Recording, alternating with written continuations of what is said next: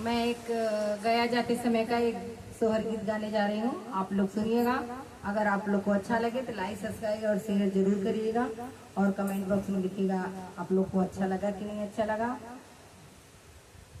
सोने के खरुआ राजा दशरथ भीतरे बा, हर कर भीतरे बा, हर कर हो केहू ते हमारे कुल के ना यकवा हो गया कई अवत हो गया कई अवत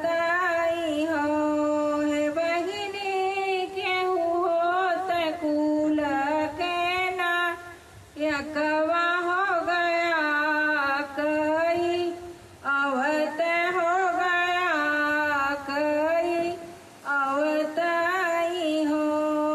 सोने के खरुआ राजा दशरथ भीतरे बा, हर कर भीतरे बा, हर कर हो बहिनी केहू फूल के ना यकवा हो गया कई अवत हो गया कई अवत हो।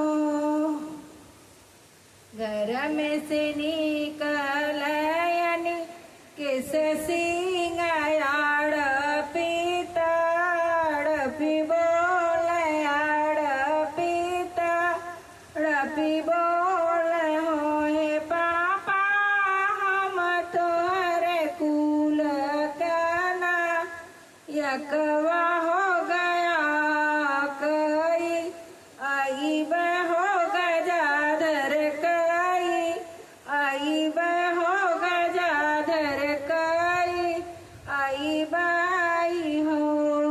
मछिया ही बाई ठलनी लमदे माने माने सोचे हो मने हाँ माना सोचे हो मने हाँ माना सोचाई हो है बहिनी केहू हो तलाली दूल्हे हिनिया हो चौक चढ़ी बैठे हो नयन भर देखित होत जिय राजू रात होत जिय राजू रात हो।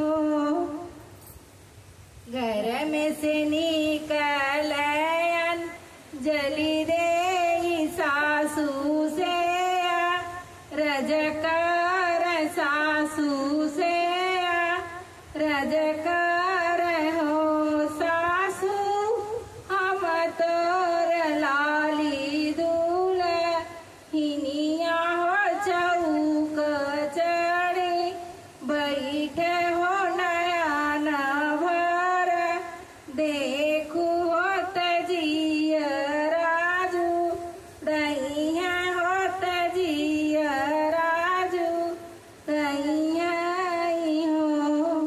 सोने के खरुआ राजा दशरथ भीतरे बा, हर कर भीतरे बा, हर कर हो हे बहिनी केहू होत कुल काना यकवा हो गया कई अहूत हो गजाधर कई अहूत हो गजाधर कई अहूत हो। जय माता दी। ये गाना ऐसा है आप घर के सदस्य लोग को लगा के गा सकते हैं और मेरा गाना अच्छा लगेगा तो लाइक सब्सक्राइब और शेयर जरूर करिएगा और कमेंट बॉक्स में लिखिएगा मेरा अच्छा गाना लगा कि नहीं।